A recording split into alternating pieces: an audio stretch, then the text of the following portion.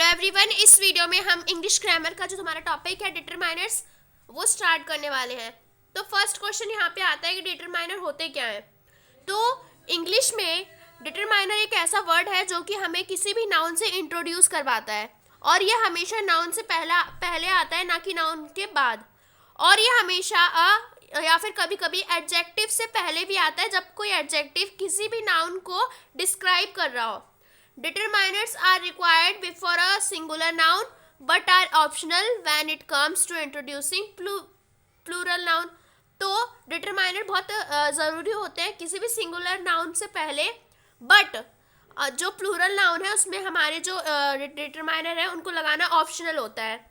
यहाँ पे 6 टाइप्स के डिटरमाइनर दे रखे हैं: article determiners, demonstrative determiners, possessive determiners, definite numeral determiners, उसके बाद है इनडेफिनेट न्यूमरल डिटरमाइनर्स, और उसके बाद है डिस्ट्रीब्यूटिव न्यूमरल डिटरमाइनर्स। तो फर्स्ट हम पढ़ते हैं use of some common determiners, जो कि हमारे आर्टिकल डिटरमाइनर्स है फर्स्ट हमारे। तो पढ़ लेते हैं। तो आर्टिकल डिटरमाइनर्स में हमारे बेसिकली कौन से आते हैं? A and the. ठीक है, तो चलिए इनके बारे में हम पढ़ लेते हैं। A and an are used before countable singular nouns. जो ए और एन होते हैं वो काउंटेबल सिंगुलर नाउन से पहले आते हैं। A is used before a word beginning with a consonant sound. तो एक जो वर्ड है वो जो किसी भी कांस्टेंट साउंड से पहले यूज किया जाता है। While an is used before words with a vowel sounds, और जो एन है वो वोवल साउंड्स के साथ यूज किया जाता है। कुछ एग्जांपल्स यहाँ पे दे रखे हैं। A hen laid an egg yesterday, तो कल एक मुर्गी ने अंडा दिया। An elephant killed a boy, एक हाथी ने एक लड़के को मार दिया। She wants to be a painter, वो एक पेंटर बनना चाहती है। I saw a boy reading a book, मैंने एक लड़के को देखा पढ़ाई करते हुए, बुक पढ़ते हुए। It is not a crow, it is an owl, ये कौआ नहीं है, यह एक उल्लू है। अब यहाँ पे है द का यूज क्या होता है। The is a weakened form of that. जो द है वो वीकेंड फॉर्म है दैट की। The is use to particularise a person और अ थिंग एज। तो जो द होता है वो किसी भी पर्टिकुलर पर्सन या फिर थिंग के लिए यूज किया जाता है। जैसे मान लीजिए call the boy waiting outside, तो उस आदमी को बुलाओ, उस लड़के को बुलाओ जो कि बाहर इंतजार कर रहा है। तो कोई पर्टिकुलर इंसान होगा, तो इसलिए हमने यहाँ पे द का यूज किया है। The apples in that basket are quite fresh, जो उस बाल्टी में एप्पल है वो थोड़े फ्रेश हैं। तो यहाँ पे हमने उस बाल्टी के मतलब वो यहाँ पे हमने पर्टिकुलर थिंग की बात करी है, तो हमने यहाँ पे द का यूज किया है। Bring me the purse I gave you, मुझे पर्स दे दो मैं तुम्हें दे दूंगा। I reached the school late, मैं स्कूल लेट पहुंची। The girl who stood first was given a prize, तो जो लड़की फर्स्ट आई है उसको एक प्राइज दिया गया। अब यहाँ पे हम डेमोन्स्ट्रेटिव डिटरमाइनर्स के बारे में पढ़ते हैं। तो उसमें हमारे कौन कौन से आ जाते हैं? दिस, दैट, दीज और दोज। ठीक है, तो यहाँ पे this, that, these, those are used before nouns and point to the object denoted by nouns. तो दिस, दैट, दीज, दोज वो वर्ड्स होते हैं जो कि नाउन से पहले यूज किए जाते हैं, और वो किसी भी ऑब्जेक्ट को डिनोट करते हैं नाउन के द्वारा। जैसे this car is very beautiful, तो यह कार बहुत सुंदर है। Aditi lives in that house, Aditi उस घर में रहती है। दीज बुक्स आर योर्स, ये बुक्स तुम्हारी हैं। और यहाँ पे है distribute these mangoes among those children, इन मतलब आमों को उन बच्चों में बांट दो। अब यहाँ पे 2 पॉइंट दे रखे हैं। These and this and these point to the objects which are near, while that and those point the distant object. तो जो दिस और दीज होते हैं ये किसी भी मतलब ऑब्जेक्ट को पॉइंट करते हैं जो कि पास में होते हैं, और जो दैट और दोज होते हैं वो किसी भी बाहर वाले ऑब्जेक्ट को, मतलब जो दूर ऑब्जेक्ट होता है उसको क्या करते हैं, वो पॉइंट करते हैं। उसके बाद यहाँ पे दे रखा है this and that are used before singular noun, while these and those are used before plural noun. तो दिस और दैट सिंगुलर नाउन से पहले यूज किए जाते हैं, और दीज और दोज प्लूरल नाउन से पहले यूज करे जाते हैं। उसके बाद दे रखा है पोजेसिव डिटरमाइनर्स। तो इसमें हमारे कौन कौन से डिटरमाइनर्स आते हैं, वो होते हैं हमारे my, our, your, his, her, its, their, ones. मतलब अगर हम लॉजिकली देखें तो यहाँ पे प्रोनाउंस आते हैं। तो चलिए इनके बारे में पढ़ लेते हैं। These are possessive forms of pronouns. ये प्रोनाउंस की पोजेसिव फॉर्म है। They are used before singular and plural noun to indicate relationships position. तो ये जो होते हैं ये सिंगुलर नाउन और प्लूरल नाउन से पहले यूज किए जाते हैं किसी भी पोजीशन या फिर रिलेशनशिप को इंडिकेट करने के लिए। कुछ एग्जांपल्स दे रखे हैं, पढ़ लेते हैं। My mother is a teacher. मेरी मम्मी एक टीचर है।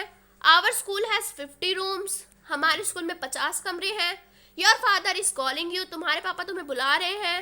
His bag contains many object. उसके बैग में बहुत सारा सामान है। Her books lie scattered in the room. तो जो उसकी बुक्स है वो रूम में है। Their house is double storeyed. उसके हाउस में डबल स्टोरेड है। One must do one's day duty. तो हर इंसान को एक ड्यूटी करनी चाहिए। अब यहाँ पे हम पढ़ते हैं डेफिनेट न्यूमरल डिटरमाइनर्स में। तो इसमें बेसिकली हम कोई भी ना एकदम परफेक्ट, मतलब जितने भी हैं एकदम परफेक्ट नंबर होने चाहिए। मान लीजिए 1 2 3 4 फर्स्ट सेकंड थर्ड। अब आप सोचेंगे, अब मैं आपसे क्वेश्चन पूछती हूँ, क्या जो हमारा बोथ है, बोथ जो वर्ड है, क्या इसमें आता होगा डेफिनेट न्यूमरल डिटरमाइनर्स में? आता है या नहीं? तो जो इसका आंसर है वो ये है कि बोथ है वो आता है, वो डेफिनेट न्यूमरल डिटरमाइनर्स में आता है। बिकॉज बोथ का मतलब होता है दोनों। तो उसमें हमने दो लोगों की बात करी है, तो यहाँ पे दो तो है ना, यहाँ पे 1 2 3 4 5 6 एंड सो हमारे जितने भी वर्ड्स होते हैं, जितने भी नंबर्स होते हैं वो होते हैं इसमें, ठीक है। तो यहाँ पे हम पढ़ लेते हैं इसके बारे में। These indicate a definite number of objects और पर्सन। ये डेफिनेट नंबर बताते हैं किसी भी ऑब्जेक्ट या फिर पर्सन का। एग्जाम्पल है the bagger is blind in of one eyes. तो जो एक भिखारी है वो एक आंख से अंधा है। She has 2 daughters। इसकी 2 बेटी हैं। 5 boy are sitting on that bench. तो 5 लड़के उस बेंच पे बैठे हुए हैं। फिर यहाँ पे है नोट बता रखा है कि जो ऑर्डिनल नंबर्स होते हैं, जैसे मान लीजिए हमारे फर्स्ट सेकंड थर्ड, ये भी इसी में ही आते हैं। जैसे मान लीजिए the girl in the third raw is my cousin. तो वो लड़की जो तीसरी वाली लाइन में है वो मेरी कजिन है, मतलब भतीजी है। The man in the first room is our warden. तो जो आदमी फर्स्ट रूम में है वो हमारा वार्डन है। अब यहाँ पे हम देखते हैं इनडेफिनेट न्यूमरल डिटरमाइनर्स के यूजेस। तो इनके कुछ हैं दे रखे हैं, जो है सम, एनी और नो, ठीक है। तो हम देखते हैं। तो सम is generally used in affirmative sentences. जो सम है वो ज़्यादातर अफर्मेटिव सेंटेंसेस में यूज़ किया जाता है। No and any are used in negative and interrogative sentences. और जो नो और एनी होता है वो किसी भी इंटेरोगेटिव या फिर नेगेटिव सेंटेंस में यूज़ किया जाता है। कुछ एग्जांपल्स दे रखे हैं। There is no post office in this colony. इस कॉलोनी में कोई भी पोस्ट ऑफिस नहीं है। I have no friends in our class. मेरी कक्षा में मेरे कोई भी मित्र नहीं है। We have invited some TV anchors to the show. हमने शो में कुछ टीवी एंकर्स को बुलाया है। There is still some milk in the jug. यहाँ पर अभी भी जग में थोड़ा दूध है। There is not any sugar in the pot. जो पॉट है उसमें कोई भी शुगर नहीं है। फिर यहाँ पे have you any books on western music. तुम्हारे पास कोई बुक है वेस्टर्न म्यूजिक के लिए। Study the use of some and any in the following context. Some may be used in questions indicating request और इनविटेशन। जो सम और any होते हैं वो किसी भी क्वेश्चन इंडिकेट करने के लिए या फिर किसी भी इनविटेशन या फिर रिक्वेस्ट के लिए यूज़ किया जाता है सम और एनी, ठीक है। तो यहाँ पे फर्स्ट है, यहाँ पे एग्जाम्पल दिया है वो है will you have some tea. क्या तुम चाय पियोगे। Will you spend some days with us. क्या तुम हमारे साथ कुछ दिन बिताओगे। Would not you spare some time for me. क्या तुम मेरे लिए कुछ समय नहीं बिता सकते। Did not I lend you some money yesterday. क्या मैंने तुम्हें कुछ पैसे नहीं दिए थे कल। Any is used to interrogative sentences to make an inquiry. जो एनी होता है वो इंटेरोगेटिव सेंटेंसेस में यूज़ किया जाता है कोई भी क्या बनाने के लिए, इंक्वायरी बनाने के लिए। तो यहाँ पे है इज देयर एनी न्यूज़, क्या यहाँ पे कोई खबर है। Has the postman brought any letter for me, क्या पोस्टमैन मेरे लिए कुछ कोई पत्र लाया है। Did not you buy anything from the general store, क्या तुमने जनरल स्टोर से कुछ भी नहीं खरीदा। अब यहाँ पे दे रखा है आपको नोट दे रखा है यहाँ पे, तो we use any after hardly barely and scarcely. हम लोग हमेशा हमें मतलब यूज़ करना है एनी को हार्डली और बेयरली और स्केयरली से पहले, ठीक है। ही हैज़ हार्डली एनी, अच्छा सॉरी हमें जो एनी है वो हार्डली बेयरली और स्केयरली के बाद यूज़ करना है। जैसे मान लीजिए he has hardly any money on him, there is hardly any sugar in the house, she has barely any beautiful dress, she has scarcely any friend in this city. अब यहाँ पे दे रखा है दूसरा point, in case there is some doubt we can use any after if.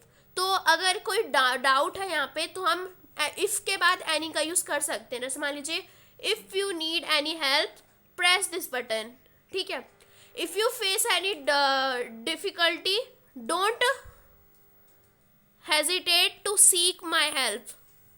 उसके बाद यहाँ पे आपको दे रखा है some with countable plural noun indicate an unknown और indefinite number while with an uncountable noun. जो सम है वो अनकाउंटेबल नाउन के साथ यूज़ किया जाता है, ठीक है। सम मीन्स एन अनडेफिनिट क्वांटिटी, और सम का मतलब ही यही है कि कोई भी क्वांटिटी कैसी है, इनडेफिनिट है। जैसे मान लीजिए some boys were hurt the bus accident, some persons always speak ill of others, ठीक है। I bought a notebook and some paper, ठीक है। He want a pen and some ink. तो जो नेक्स्ट टॉपिक है वो हम नेक्स्ट वीडियो में कवर करेंगे। अगर आपको हमारी वीडियो अच्छी लगेगी तो प्लीज़ हमारी वीडियो को लाइक करिएगा, फ्रेंड्स के साथ शेयर करिएगा और ऐसी वीडियोस के लिए हमारे चैनल को सब्सक्राइब करिएगा। Thanks for watching video, bye bye guys.